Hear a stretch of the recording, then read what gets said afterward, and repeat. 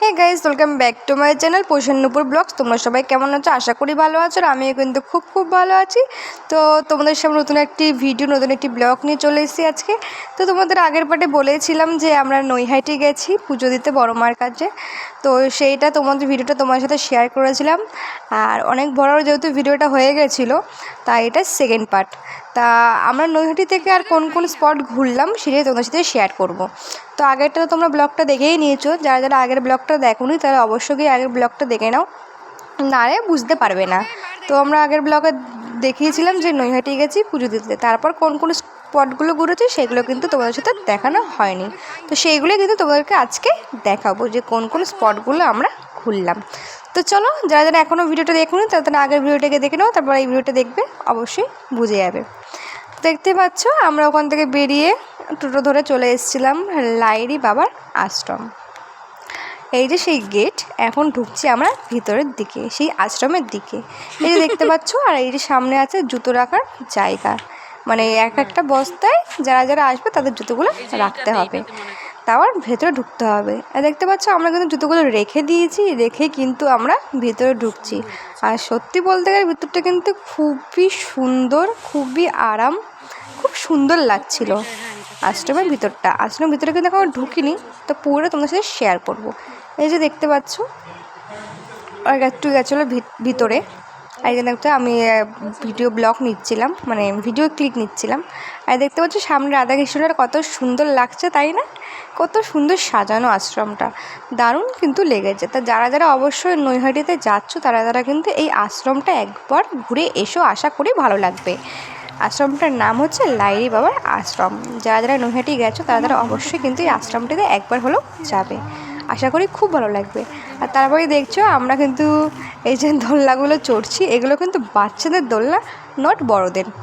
আর দেখতে পাচ্ছ এইটা হচ্ছে লাইরি বাবার আশ্রম। এখন কিন্তু যাব আমরা ভিতরের দিকে।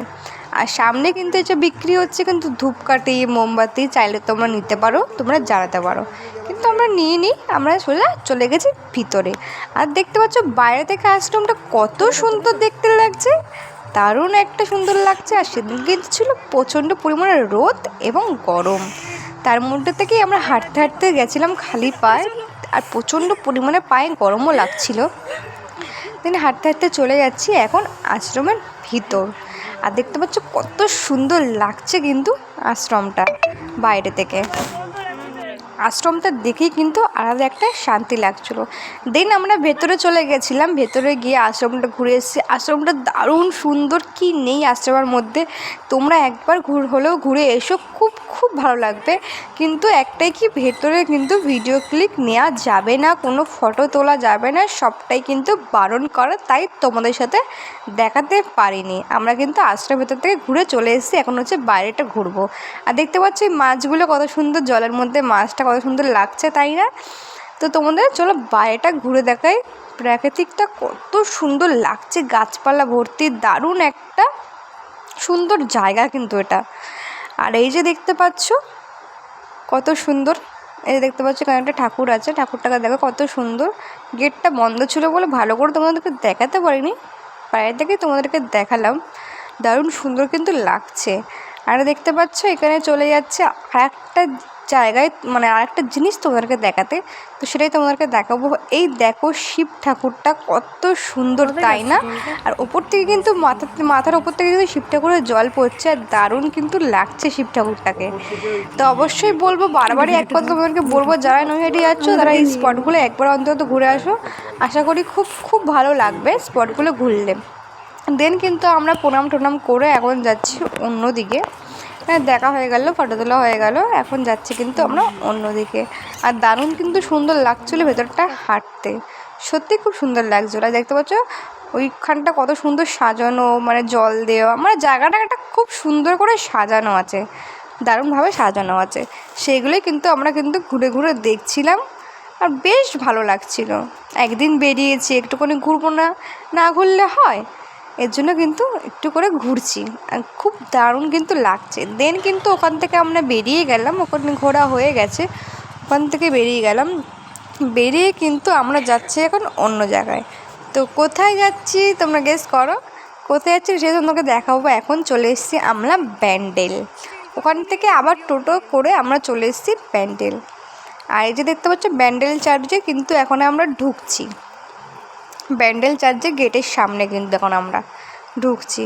ব্যান্ডেলটা ঘোরার খুব ইচ্ছে ছিল, দিন আমরা ব্যান্ডেলেও চলে এসেছি। আর দেখতে পাচ্ছ সামনেই কিন্তু ব্যান্ডেল চার্চটা কিন্তু আমার খুব খুব ভালো লাগে, দারুণ ভালো লাগে। আর চার্চের ভিতরটা কিন্তু আলাদাই কিন্তু একটা শান্তি আছে। তা যারা যারা নৈহাটি আসে তাদের অবশ্যই এই দুটো স্পট ঘুরো, খুব খুব ভালো লাগবে দুটো স্পট ঘুরলে। এই যে দেখতে পাচ্ছ কত সুন্দর লাগছে না চার্চটা বাইরে থেকে, খুব সুন্দর লাগছে কিন্তু চার্চটা বাইরে থেকে। তো এখন আমরা যাব কিন্তু চার্চের ভেতরে। তো চলো কয়েকটা ভিডিও ক্লিপ নেওয়া ছিল, নিলাম। আরও একটু মোমবাতি কিনবে বলে বাইরে এসেছিলো, মোমবাতিটা নিয়ে কিন্তু আমরা এখন আবার ভিতরে যাচ্ছি। মোমবাতিটা নেওয়া হয়ে গেছে, মোমবাতিটা যেহেতু জ্বালাবো এর জন্য তোমরা চাইলে কিন্তু মোমবাতিটা নিয়েও ঢুকতে পারো, মোমবাতি চাইলে তোমরা জ্বালাতে পারো, কিন্তু মোমবাতি জ্বালাতে গেলে কিন্তু বাইরে জ্বালাতে হবে, ভিতরে নয়। বাইরে একটা মোমবাতি জ্বালানোর জায়গা আছে, ওখানে কিন্তু জ্বালাতে হবে। আর রোদটা তোমরা দেখে হয়তো বুঝতেই পারছো কতটা পরিমাণে রোদ উঠেছে সেদিনকে, মানে একটা তাপ যাকে বলে, গরম যাকে বলে সেটাই।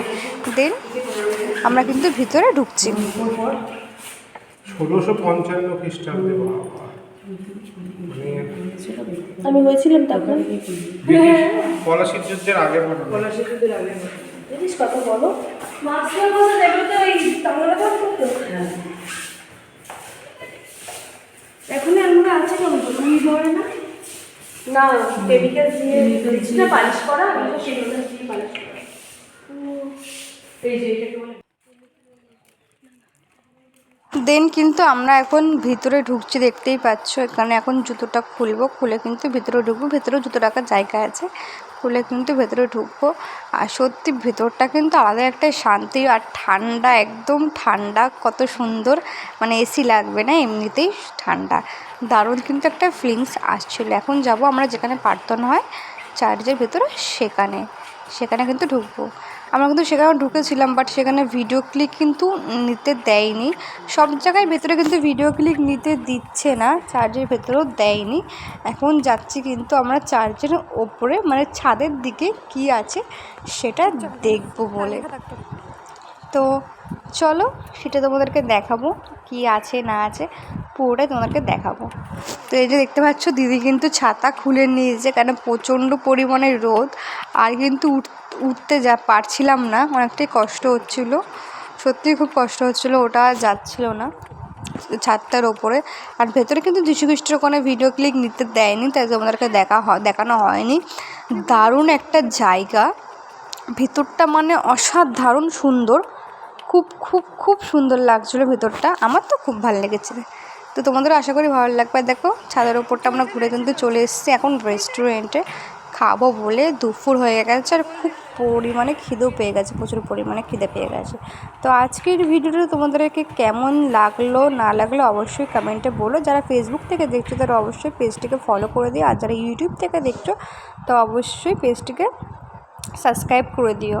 আর চলো যারা যারা এখনও পর্যন্ত আগের পার্টটা দেখোনি, তারা আগের পার্টটা দেখে নাও, নাহলে ভিডিওটা ভালো লাগবে না। তারা আগের পার্টটা দেখে নাও আর সেকেন্ড পার্টটা দেখে নাও, আশা করি তোমাদেরকে ভালো লাগবে। তো চলো টাটা, দেখা হচ্ছে অন্য কোনো নেক্সট ব্লগে।